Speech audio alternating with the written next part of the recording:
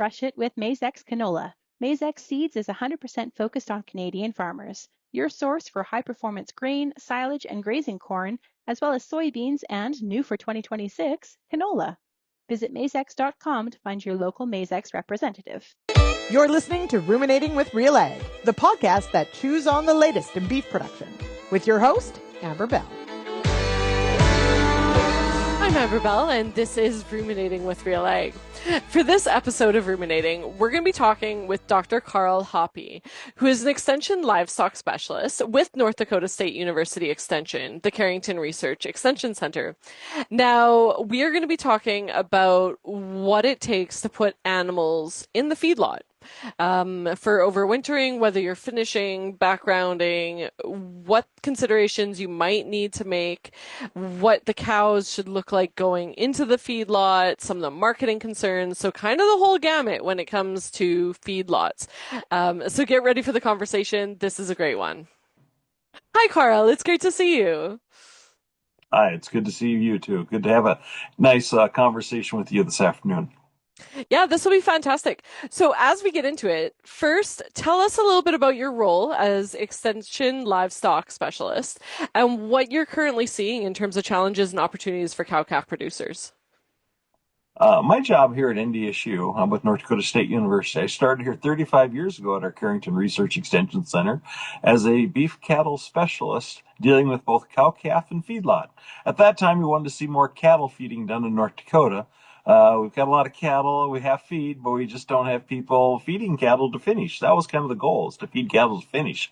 So instead, the effort was placed on backgrounding cattle and feeding cattle to finish and providing an array of information for them. We put on feedlot schools for over 25 years and do backgrounding seminars and videos and those types of things as well. Anything to help push the feeding industry or the cattle industry in North Dakota. Opportunities, whenever you got feed and you got cattle, there's an opportunity. How you put the two together becomes quite the challenge. Sometimes it's cost effective to do it. Other times it's not. So cattle feeding is not a no-brainer. It's a pretty competitive business. I always like to showcase in our feedlot school that cattle feeding has been around for, my great-grandfather fed cattle. My grandfather's fed cattle. My dad fed cattle. I fed cattle. It's a mature industry. There's a lot of competition out in mature industries. So you have to have a natural niche to make things work. And if you're a farmer that raises their own feed, you can add value to your feed by walking it off the farm rather than hauling it off. On the other hand, if you don't have feed, but you have cattle, you can truck feed in if your yardage is cheap enough and your cattle gain well enough. That's the real key to this whole thing. Knowing the performance of the cattle that you are feeding. There's a lot of numbers that come into play too, and we'll get into a little bit of the numbers, I think. But when does it make sense for cow-calf producers to look at custom feeding as an option? Oh, custom feeding can be done anytime. Anytime. Custom feeding is based off a margin business. Cattle feeding is a margin business. Whatever you buy for, add on your inputs, and you sell it for. If there's a margin to be made, that means profit. You do it. If there's not a margin to be made, either you're betting on the future that something's going to happen better than what it is now, or you lose money. I have an example of that in our feedlot school that's kind of like, the budget was just like this, and it turned out that we were going to lose $100, and by golly, we lost $100 a head. That's back when you could only lose $100 a head. Yeah, with today's prices, you're losing a lot more than $100 a head. Or you can make a bunch of money too. Last year in our cattle feeding project we did, using producers' cattle fed to finish in North Dakota, if we would have bought them in October, like we could have, because that's the price I used, and fed them until June, which we did, which we fed them out and slaughtered them in Nebraska, all expenses other than interest, we made $900 a head profit. Wow. That's American. I never thought I'd see anything greater than $400 or $450 a head that we've seen a few years ago. This is different times. It's amazing. But like all things, once you're a cattle feeder and you get something like this, you're going to be a cattle feeder for life because you're going to wait for the next home run that happens.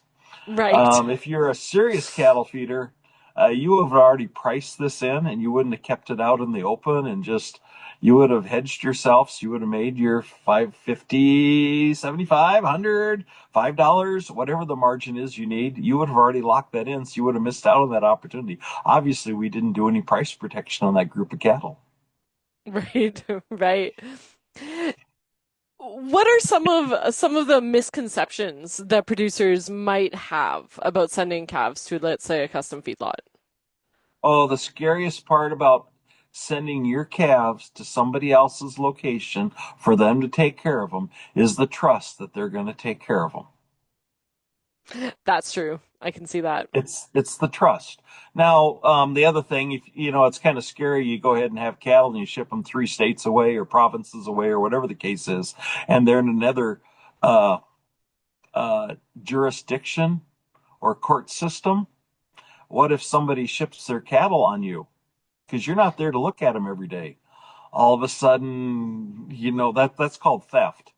And there's repercussions for theft, but yet cattle aren't cheap. So as a rancher that might have, say, 200 head of cattle that are being custom fed someplace, well, you do the math. What is 200 times $2,500? Is that $1 million? You're chasing after $1 million just because somebody shipped their cattle and didn't pay you yet. That's a trust issue, and that's a real Yeah. thing you need to be careful of whenever you're custom feeding. Know who's custom feeding for you. Even ask for references. Even ask for Hmm. their banker. And if they're leery about letting you know all those stuff, that should be a red flag to And not do it. Yeah. so, for producers that are going into custom feeding or considering it for the first time, what are some of the things? So, you mentioned getting references. What are some other mitigation techniques to kind of calm those concerns? Um, some places have an association. Mm. In other words, so you got a community group that will actually vouch for each other because cattle feeding is a big dollar business. It's a good effort. It can be a great economic development in a community. So you want to see things like that happen. But if you've been in cattle long enough, you know things happen that shouldn't happen. You know, it's amazing in our cattle feeding industry that we have people making $1 million or hundreds of $1,000 deals with a phone call. I don't even know who the other person is. Haven't met them. We just Mm. do a phone call and it works. There's that much trust in our industry that happens. And there are some bad players, and whatever there are, you hear about it. It's advertised everywhere. It is publicity because that's a real earth shaker in our industry. You know, every other industry deals with contracts. Mhm. Our beef cattle thing, yeah, I got a potload of cattle to sell. What do you think they're going to grade? How heavy are they? Can we negotiate a price? Or better yet, we'll just sell them on the grid, so I'll get them shipped to you. You send me a check. It's real, it happens, and it works every day. That's It's amazing. amazing industry we're in. It's just so when you ask about mitigation, the real issue, if you're a custom feeder, now there's 2 sides to custom feeding. One is I'm going to send my calves to be fed at a custom feeder. The other side is I'm a custom feeder that want to feed your calves. So you got two different stories going on here, or two different lines to think about. If you're going to feed somebody else's calves, you really want to make sure they pay you for your feed bill. Because once the cattle are shipped off the location, if they're shipped to slaughter, at least in the States, you have a little bit of an opportunity to put a hold on the check, or kind of like truckers, they put a lien on the check so they get paid right away, or a disc or deduction. I don't know what you want to call it, but you can actually get paid, put on a bill for payment so it's deducted off the cattle check, so you get paid right away. Or if you go through like a auction barn or a buyer, they can go ahead and do the deduct for you if you have the math already done in place. But if you're backgrounding calves where they're not actually going to slaughter, Mhm. you don't have that repercussion of, you know, if they're going out the grass, they're going, somebody's got to pay you for the feed bill. So now it becomes the issue of, are you going to get paid? One way to do that is to develop your own financing of the feed with loans through a bank, that type of thing. So, you know, that's where a lot of feed yards, we will feed your cattle and we'll create the loan process for feeding your cattle too. It's great because that way I don't have to go to my local bank to go ahead and get a loan to pay for the feed. It's great for the custom feeder because they're going, yeah, I got the paper on the cattle. I know I'm going to get fed. I know I'm going to get paid off of them. So this pay issue is something you need to be worried about, because I was involved I was speaking with a producer at one time who custom fed cows over the winter time. He didn't get a check. He didn't get a check. He didn't get a check every month like he was supposed to. And then finally at the end, he said, I need a check before the cattle go. So the guy sent him a check for 1 month's payment. Mm-hmm. And he's going, wait a minute, I need all the month's payment. I'll send it to you next month. Well, the guy never paid. So he took him to court. And when he took him to court, the response was that you didn't you didn't collect the bill in the time frame that was allowed. So it wasn't a collectible bill now because you didn't recover it from the time frame. And the bill that he paid wasn't for January, it was for April. So he was current on his bill. But since you didn't bill for the other 3 months, you don't get paid. You need to be careful of things like that and know the law and how it works. On the reverse side, if you put a lien on somebody's cattle, all of a sudden, because they're in your feed yard and you're paying for them, you put a lien on them, and all of a sudden, time he sells cattle, even cattle that aren't in your feed yard, there's a lien where you have to sign off them. That really gets your customers mad because they're going, why did you put a lien on my cattle? I haven't even, there's, I haven't yet. Why don't you trust me? So there's a lot of trust issues that go on, and you need to make sure you have trust with the person that you have. And just because they're really savvy and good and speak with doesn't mean they can actually be people you want to work with. So And how common are scenarios like that, or how would you recommend building that trust? Oh, you got to go visit the feed yard. You got to go visit the person. Like I said, if they're states away, you probably should talk to their banker too. If they're a part of an organization, you can call the organization, better yet, stop by the neighbor's place and ask them what they think. I'm sure you get a mix There's of ways answers to do that references, right? Yeah. And how do location size, management style of feedlot impact the experience for both the cattle and the owner? And how much of that should play a part in deciding on a feedlot? Facilities are really important because they affect the feed conversion and gain of the cattle. So a lot of feed yard or custom feeders, whatever, both the person that's putting cattle in as well as the person take care of them will take great pride in disclosing what their feed efficiencies are, what their price of their feeds are, just so they can be competitive. And you want them to be competitive. You want to make some money, and you want them to make some money, so they'll come back and feed again, hopefully. A long-term relationship is much better than a one-time feeding situation. And so we try to work for that. It's difficult to make things work out perfect. You sure would like them to be. There's computer programs you can look at, but the way you calculate the things can always be changed a little bit. You just need to build the trust and go in with your eyes open and understand the lingo and understand what's going on. As I always say, put a group of cattle on feed. Don't put all your calves on feed, but put a group of them on feed and go through the experience. It might be a really good date, or it'll teach you some things that you should probably learn for next time. If it doesn't, so don't get married to the first one that comes along. Well, that's okay. I mean, could be awesome. We have hope, but goes in with your eyes wide open, right? Right, definitely. So with going in with your eyes wide open, what kind of services, support, what are you looking at from feedlots, or what do they provide typically? Like, what can you expect when you go to a feedlot? It's like a hotel. You expect to have a location to put your calves. You expect it to be taken care of well. You expect them to have good veterinary care. Keep them healthy. Keep them fed.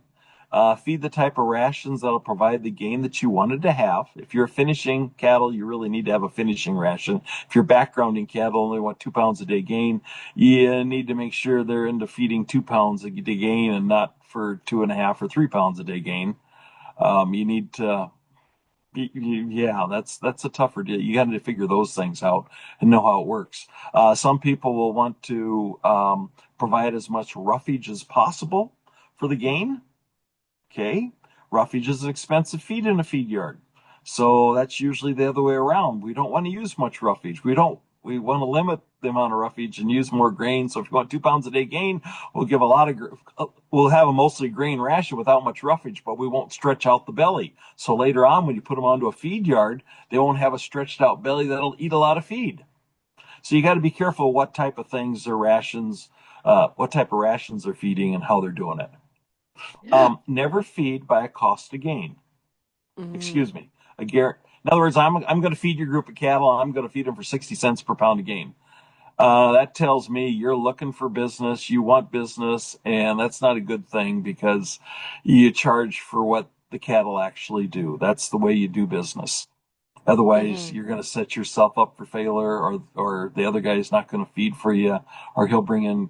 It can be a bad deal. What I found out, people that are inexperienced will feed for cost to gain. People that aren't experienced will feed for the actual cost. Right. That are experienced will feed for actual cost. Yeah.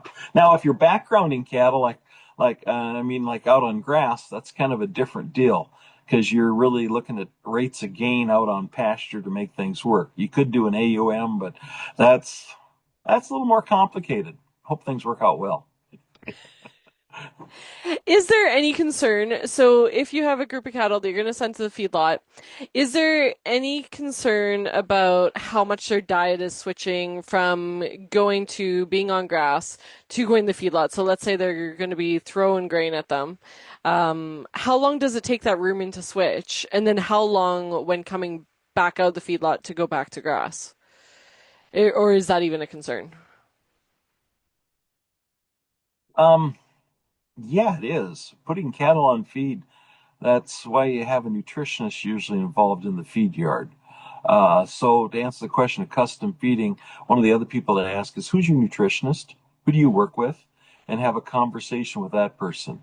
You can dump feed into a feed bunk. Anybody can do that, but managing feed bunks takes a little bit more challenge. You got to be able to read the cattle and mix the group of cattle. I know I push cattle up on feed a lot faster than one of my colleagues do. And it's just kind of like, man, you're going too slow. Well, I want to give them time to adapt.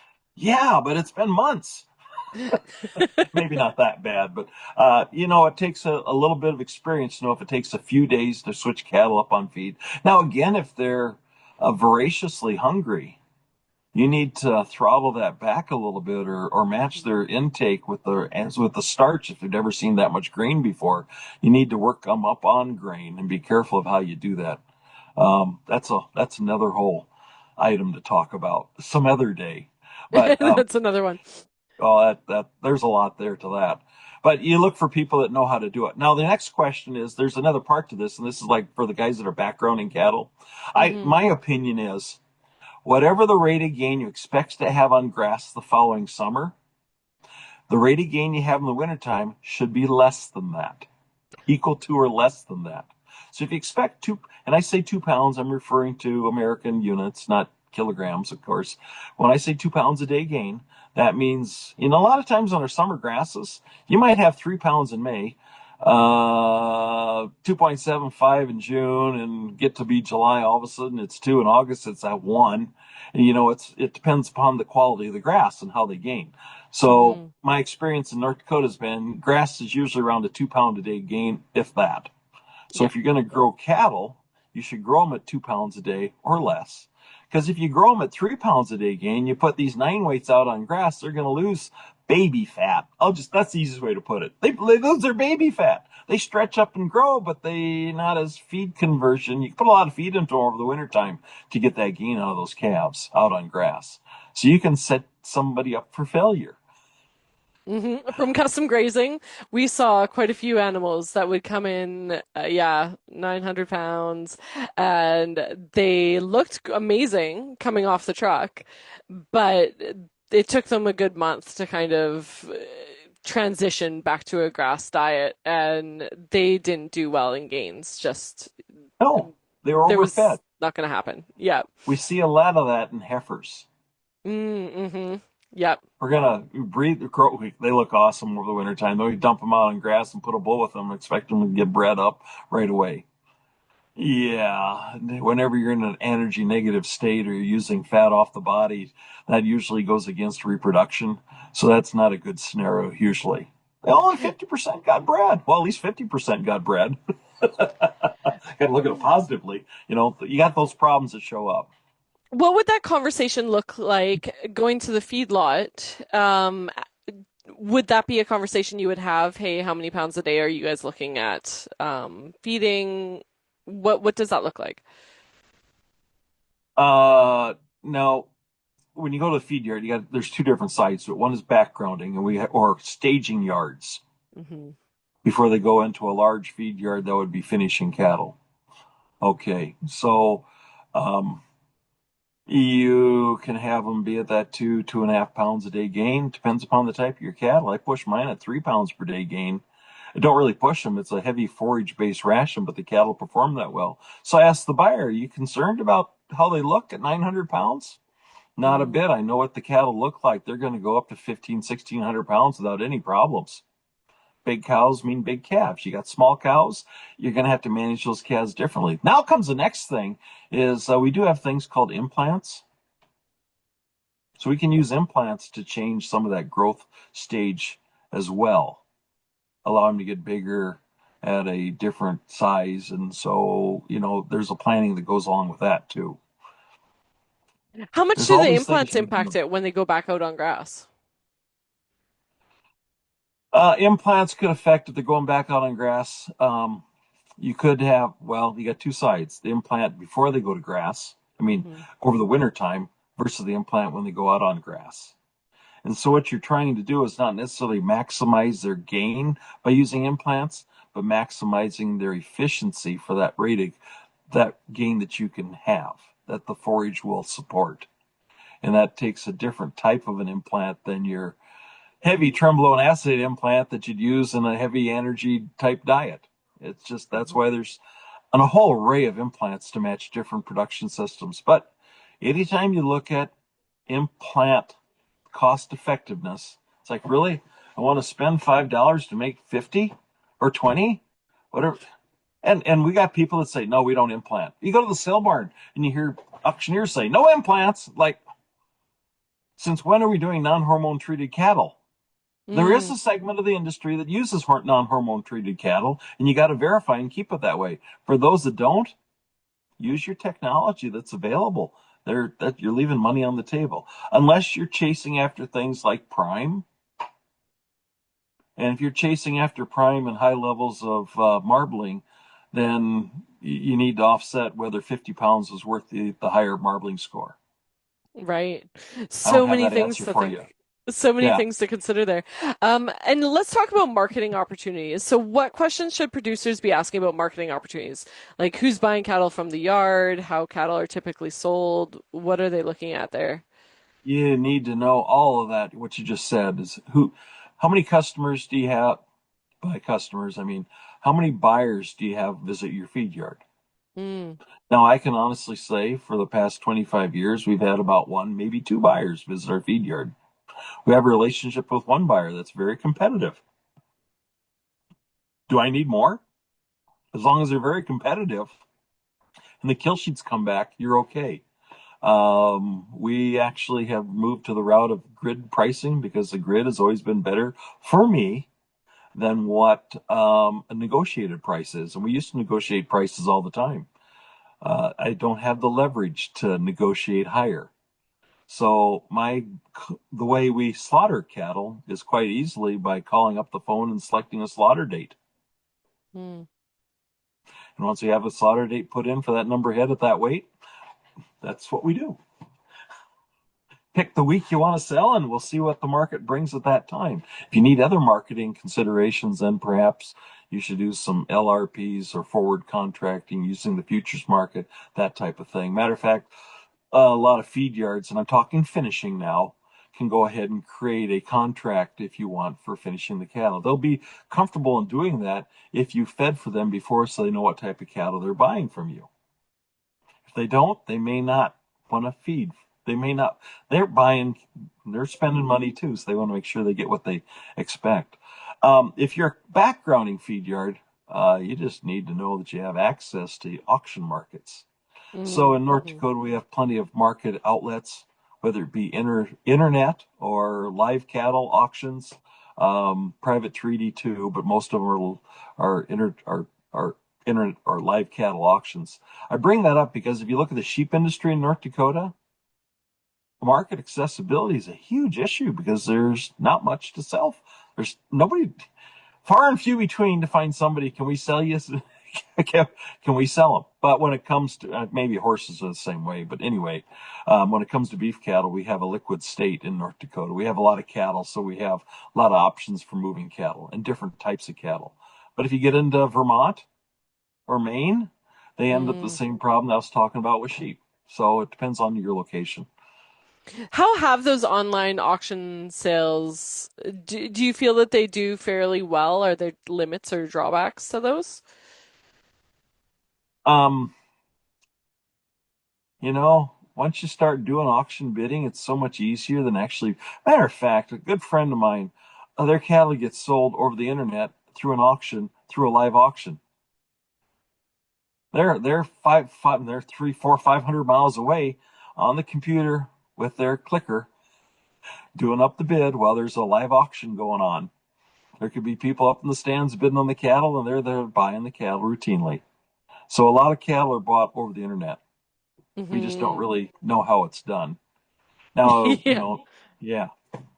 It's definitely a different world. And so after that, let's go further in the process. How important is it to get carcass data back? And what can that tell a producer about their cow herd, or how can they use that data? Now you've hit the passion in my life. That's what I've been trying to do over the past 25 years to 30 years here at Carrington, is try to provide some insight of what type of cattle, the type of carcasses your cattle produce. And you can see that bulls make a big difference. Herds make a big difference. Once a cow herd produces a certain amount of calf, maybe I can answer your question a little bit this way. When you run a group of calves through a sale barn, you see these nice black calves, and all of a sudden the market price is here, and another group of calves come through just like them, but they're bid $5 a hundredweight more. And you're going, why?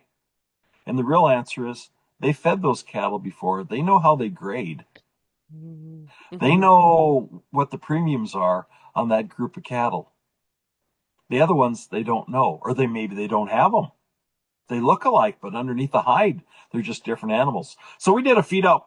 One of our contributors, consigners to our feed out projects, brought in some cattle that were bred for high marbling, for prime. And every single one of those calves graded prime. The next year, he brought in cattle that didn't. Now, of course, the cows were stacked for prime, and the bulls were stacked for prime. So next year, he didn't use that bloodline. He used a different bloodline, and yeah, they didn't grade the same. They weren't there. So the premiums weren't there. So you got to know what you're looking after. Now, I always like to bring up the issue. So what's more important, an extra 100 pounds of weight or a little bit better marbling score? Well, 100 pounds of weight, I can't even do it in today's market, what that's worth. But $5, so quite frankly, pounds usually offset this issue of going for prime, unless you can do both. It's great to have your cake and eat it too. But you don't know what you got until you find out what your carcasses are. So what I found out over the years in these feed out projects is that good cow herds tend to remain good cow herds that produce good growing calves that have really good marbling. I mean, you want both. You want weight gain, muscle, but you get premiums on marbling without getting too fat. Right. Okay. And now you got other herds that are kind of the same, and then you got other herds and there's a $250 difference over the years. I should grab my poster behind me. I've got the number there. It's like 200 you look at the averages between the top 5 herds and the bottom 5 herds, and it's like $250 difference in value between these calves year in and year out when they go to slaughter. That adds up quick. Well, all of a sudden you got to do the math. How many $10,000 or $20,000 bulls can you afford to try to improve your cow herd so you can get that $200 premium? I'm not going to argue who's right. I'm just going to say you need to know what you got and market accordingly. So if you got really good cattle and you're getting average price, you need to figure out a way to capitalize on your good cattle. Don't sell them for Right. average. Right. And so Yeah. that's something that I've always been interested into is the genetics versus feed versus environment debate that goes on. Because, you hear, so I've worked in the grass-fed world for a while, and Mm-hmm. people will be like, grass-fed beef has no marbling. And you look at that though, I've had amazing cuts of grass-fed beef. And then I've had some pretty, Yeah. chewy, not so Mm-hmm. great cuts of grass-fed beef. And yeah, so you'd say that a lot of that's genetics and not necessarily feed. Well, in your grass-fed deal, that revolves around genetics because you need to have them gain enough marbling to make it is, and that usually a smaller framed animal. I feed yards like larger framed animals; they can put more weight gain on. I was at a meeting once with a owner of the son of an owner of a packing plant, a large packing plant at that time, many years ago. And I asked him, what type of cattle do you like to feed? I was thoroughly expecting Black Angus because it's certified Angus beef. No, Herefords because I'm a Hereford person. I love it. No, Charolais because we go for muscling. I know a crossbreed. A composite animal. That's what we want. That's what I expected that person to say. And the response was, I need them to get big Mm. without getting over fat because I make money on the weight gain in the cattle. And if they only gained 300 pounds in my feed yard, I didn't make any money on them. If they made 600 pounds, then I'm finally making some money on the cattle. So you need to know who you're dealing with. Well, that animal that gained 700 pounds after buying them at 9 weight, that's probably not the same animal that should be grass fed for finish. Right, that's a really good point. So we're going to talk about money. Ooh, And let's I talk about love that. fee, right? Let's talk about fee structures. And what does that look like in a feedlot? If we're talking about yardage charges, feed markups, flat fees, how does all that work together and how do they impact the bottom line of producers? Well, ultimately, we always ask, what's our cost to gain? And we can say feed cost or total cost. Total cost includes your interest, veterinary fees, even marketing fees, maybe even some price protection fees. You need to know what your total cost is if you're the owner of the cattle. If you're the feed yard, you want to know what your feed cost is per pound to gain to know how you did. Okay. So that's that side of it. Now you look at pricing. We got to figure out what's going on so you ask, what's the price per ton of our feed? What's the megacal of the feed that we're feeding? So now we know what energy content of the feed is that we're going to provide to the cattle. And then you ask the question of what was the previous closeouts cost to gain? You know it's going to be within 10 or 15 or 20 cents, which is a big number, but at least you get an idea if they know that number or not. If they don't know the number, red flag again. Okay, so in a feed yard, I like to always split out yardage. There's different ways to do yardage. Some people would do, we just need a minimal yardage expense, then we add on extra dollars to the feed. So it's a hidden yardage that's added on the feed cost per ton. There's yardage there, you just don't know it. So I myself, the way I like to do it, there's a yardage fee, and the yardage fee covers all non-feed costs. Mm. That's labor, that's fuel, that's insurance, that's water, that's hauling manure out because somebody's got to haul manure at some point. And let's see, bedding. You can debate whether that's a yardage charge or whether that should be a feed charge. Maybe it's an additional charge, but it's got to be talked about where that charge is going to be at. For years, we included the bedding as part of the yardage. And when we got to have $30 a head your bedding costs, then all of a sudden we need to. But we've done research here that shows that bedding is an advantageous to your cattle health and Hmm. the marbling performance at the end of the feeding period. So with that, yeah, we bed, but bedding creates a lot of manure to have to deal with. And yeah, so anyway, now it comes down to feed costs. Now remember, when you buy a bushel of grain, you may not be able to sell that full bushel. There might be a 2 or 3% moisture loss. There could be a 2 or 3% dust loss. There could be a 2 or 3% evaporation loss. I don't know what happened to it, but it didn't reach the feed bunk. Maybe somebody drove over it. Maybe it didn't get into the feed bunk. Well, at least it got billed if it got through the mixer scale, somewhere. Anyway, you got to be careful on those things of where your feed expenses are. There's a cost to grinding feed, so that needs to be added to the cost, whether it's grinding hay or grinding feed. So there's got to be a feed markup to cover your. If you buy 1,000 bushel, you need to recoup that $1,000 of expenses. You might have to have a feed markup. So my feed is $3.60 a bushel plus a 10% markup. That might be how you do that. And then my yardage is 40 cents. Now that all pencils into that cost to gain bottom line. So you got to be careful on what you end up paying for your feed and what it really costs. But we use a lot of distillers grains in North Dakota. Okay. That's not dried. It's usually wet or modified. Well, unless you're feeding it up really quick, sometimes that can evaporate.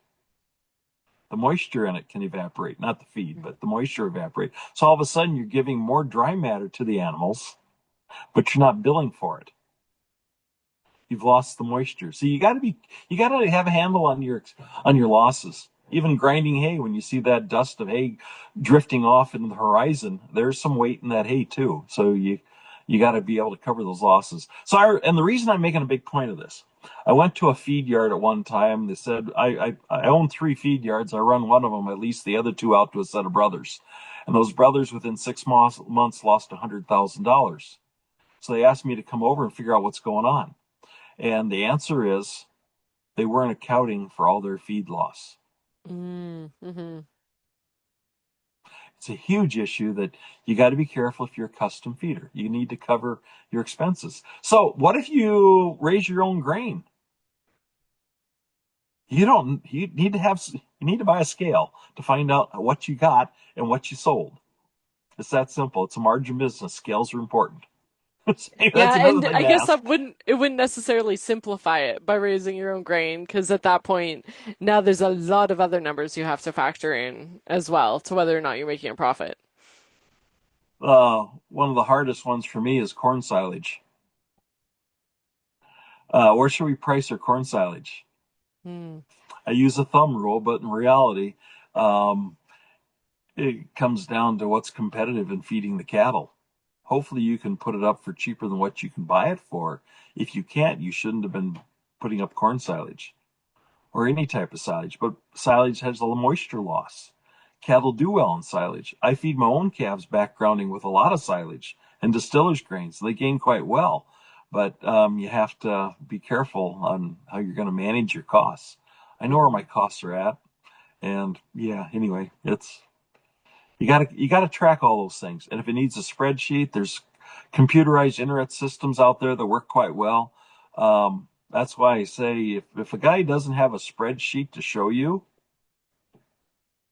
are they really competitive custom feeders? Yeah. And so you might think going in as a rancher that you're getting a really good deal, let's say. So say their numbers look really good on paper, what they're charging you. Now, what would be the importance, and I guess maybe you even answered it already, speaking to the trust factor and long-term relationships.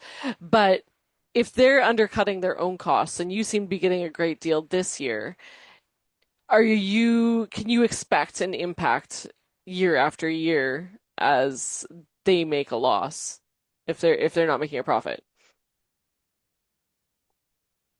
Yeah, they won't be in business after a while if they keep losing money doing it. Right. So hopefully they realize what's going on if that's the case, and they'll have to raise their prices if they're going to stay in the business. We didn't talk about theft and that type of thing. There's things that can happen in feed yards where, I brought in this group of cattle and the invoices get switched. So which group of cattle did you really buy? The head count matches.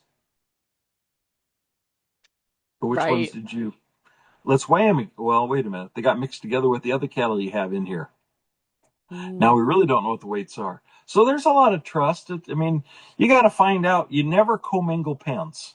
You never, and the reason I say that is you never know where you're at until you're done closing out the pen. We did this for a while, and we would sell off the good cattle, and then the bottom enders put them in with another group because they weren't quite done yet.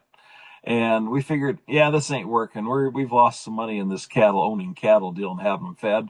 We should just kind of quit. Well, by the time we finished out the books, we lost 50% more in cash than what we thought we had. Wow. One favorite trick you have in a feed yard is, I just sold your cattle. We topped off the pen. We just sold them. They made this amount of money on them. Well, that's great. You just sold the good ones. What about, it's kind of like a sale, a bull sale. We just sold everybody for $20,000. Well, that's the top 10. What about the other 50? We didn't do the whole sale. How'd it really turn out? Don't tell me how the best, we sold $1 million bull. He must have had a really good sale. Well, you don't know. Yeah. So you Right. need to be careful on those deals. On not mixing the pens. How important is water retention when it comes to trucking? I hear that a fair bit. Shrink is a big thing. Shrink is always a big deal. So I actually spoke with a cattle feeder out of Alberta, Canada one time, where he shipped them to Nebraska to be sold. And his comment was, yeah, they killed okay. They shrunk too much. They killed okay. They're on the road for 25 hours? It was a long haul. So we ship cattle 8 hours, 500 miles out of here routinely and get a 4% shrink. If you took them off water first thing in the morning, they're going to have a little less shrink because they don't have that much water to lose in the trailer, depending upon how you weigh them, of course. But you don't want to shrink cattle. I mean, yeah, that shrink is a big deal. Moisture loss. The first thing you do is lose urine and fecal loss within the first few hours of hauling cattle. Then after that, they start losing what we call carcass tissue loss, and they get dehydrated that way. Cattle can drink a lot of water. When it's cold. So I got another example. We shipped cattle from North Dakota to Kansas one year when it was 30 below. 30 below Fahrenheit up in North Dakota, which would be 30 below Celsius, right? Pretty close. At some point they get to be about the same number, but anyway. 40 is the 40? Magic number. Okay. Yeah. Maybe no, we weren't quite 40 below. Okay, fair enough. Anyway, we shipped the cattle to Kansas and they shrunk 6%. And we're going, wait a minute, that's a little bit, or maybe they shrunk 4%. And we're going, that's a little bit too low. If somebody scales off, something doesn't seem quite right, because cattle should have shrunk more than maybe 7 or 8% on that long, on a 1,000-mile haul. Yeah, and they only shrunk. But the issue is that when it's 30 below, the cattle don't drink much water, and they were already shrunk out before we shipped them. Oh, wow. You have to learn those examples first to know that, it's 30 below. Let's ship up the cattle and ship and sell. Well, you may not have the weight. But then again, I've had people that call me up. Can they really lose 15% shrink or 20% shrink? And we went through the whole example of weighing them full, letting them sit for 24 hours before they ran through the sale barn, being in a tight situation, being hauled too far. All those things of being the last thing of the day to go ahead and be sold, being without water at a sale barn, and everything was just completely wrong. It's like, yeah, that can be real. Yeah, definitely. Can happen. So that's another factor. There's a lot. So this is what I'm learning from this. There's a lot. Now let's talk about certain cattle. So you mentioned that a lot of feeders really like the larger framed animals that can put on the pounds. So are there certain cattle, as you're looking at your own herd, hoping to send some off, that would be better for feeding? And what are some things that you might want to sort for? Well, boys and girls. Heifers and steers, of course, or bulls. You need to make sure they're not bulls, or you know that you're selling bulls, whatever the case is. Then from there, you got your larger framed animals in a herd and some smaller framed. Sometimes they're larger because they're older, or they could be larger because they're just larger framed animals. The smaller ones could be, again, smaller framed, or they could be younger, or they could be runts. And not really runts, just not nourished as well by a cow that only has 2 functioning quarters rather than 4. Or she's old, whatever the case is. You just have those issues that can show up, and that's a nice way. Hopefully you're proud of your cow herd, and you have some uniformity in the cows that you have. Now, there are other people that have We buy a little bit of everything. We got a little bit of everything. We killed a few cows, or in other words, we pounded out a few cows. So we got to replace our cows. So we go buy some cows with calves outside, and now you've got amongst of everybody there. So yeah, sorting is a big deal. Do sort those out. Hmm. Are there That's actually anything else that you should look for animals you might want to hold back versus send off? And maybe not health issues per se, but yeah, like should you be sending those older animals or would you stick to, younger ones that are going to do better? defects are a big deal. Look for the Mm. defect animals and take those out. Otherwise, somebody else will take them out for you. So, yeah, defects, and that's whatever you want to say. One with the nose that goes sideways, one with a shorter tail, only because the bull stepped on the calf's tail at one time versus he actually froze it off, and he's got hoof and tail problems because he was born when it was too cold and his ears are gone too. There's just issues that could show up in health issues that you don't know. Um, Avoid those. After that, your bigger framed animals, sort them up for color. Amazing Mm. how they do like color, at least in the States. Color, yeah, we've got a red one in there with those blacks. They might take them out. If you got a Holstein in there, it certainly will come out. So we've Those got speckle issues. parts. Yeah, that's right. And so, yeah, you gotta be careful with those. So how do you sort them up? You try to make an approachable group that looks good, A right? nice uniform herd. And we're coming close to time, which is really sad. I feel like we could talk all day about this. But for producers listening who are curious but cautious, what's your top piece of advice before making the leap into custom feeding or backgrounding? You do a break even. And of course, Mm, the break even is a closeout, or well, it's not a closeout yet, but you do a break even to find out if it actually makes sense to go ahead and retain ownership of the cattle. And that's what mhm, you're really talking about here is retaining ownership, letting somebody else do the work for you, or even feeding your own calves for a longer period of time. And I always have this discussion because I like to see more cattle feeding in North Dakota, but I got a cow calf herd. I've already made the money on the calves at weaning time. Do I want to add another $100 to them by hanging on to them for another 3, 4 months? I've already made my money. Do I want to risk one dead one? These things right. happen. Do I want to take that risk or do I just take it and move on? In my scenario, I always sell 900-pound calves. So it's a given. Yeah, I don't lose calves after weaning or during weaning. Hmm. It doesn't, their health is good. So I don't have a risk there. Will the market go up or down? Well, you can buy some price protection if you're worried about it or not. Farmer ranchers usually they're all the way out there. You never know. You don't know what everybody's doing.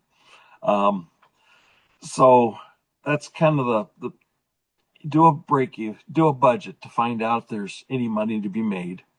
Hmm. It's not always a no-brainer to do it, but it's a nice easy way to add some value to cattle. It's an industry that has opportunity, so you need to figure out. My grandfather's advice was always buy below average cattle and feed them up to average. Yeah, I could see that. And that's where he made his money. Me, Hmm. I like to raise nice looking cattle that grow nice looking calves, and they get a nice looking price when they get sold because they're growing well. So I don't use his philosophy. I've got a different mode. Did I make money over the years? Enough to say it worked. Hmm. That's fair. It worked it different ways. I like to see cattle grow myself. I like to Hmm. watch them grow. Yeah. So that's part of the region. Once they get in that adult stage, now that's another whole story. But those young calves growing up to 9 weights, they wean off at 5.5 weights. So you're putting an extra few months worth of feed into them to get them to grow, and you get to see what your cattle look like and perform. Hmm. And So I that's guess probably too, it's not necessarily you have to send off all. Like you can play with your herd a little bit and really experiment on what's the best way to make a profit with them. well, and that's where my extension program here at the center is to get people to consign cattle, and then we feed them out to finish. So I've done it all the way from 3 head of cattle up to 9 head of cattle up to 20 head of cattle at one time, and then they get their carcass matter back. Now they Mm, don't get their individual feed efficiency because we don't have pens for just individual feed efficiency. We did do that one year, And it's enlightening because different herds do have different feed efficiencies. So, okay, Right. but at least you know what your carcass is and how well they gain. If they're only, I mean, when I was in 4-H, when you had a 2 pound a day gain in your fat cattle going to the county fair, that was a honking calf that weighed 12. If you weighed 1,100 pounds, you did really well. Now, if you're Hmm. not gaining 5 pounds a day on a yearling coming off of grass, what are you doing? Just like we have capability, we have genetics to grow things, Hmm. and we can manage it. So when you talk about the older animal, is they a problem? Well, if they're 2 or 3 years old, yeah, that's a problem. But they're not in that B maturity or older age yet. But if they're younger than that, more than likely they're at the point where it's compensatory gain. Hmm. They need to fill out and finish out, and they'll do that weight really quick. Now it's up to you to figure out how old the calf is, because calf feds just grow at a different rate than what your yearlings do, and it's just, yeah, there's a lot to this whole thing. There is, and there's a lot to think about. I want to thank you so much. It was fantastic getting the chance to chat with you. And that was Karl Hoppe on Real Agriculture.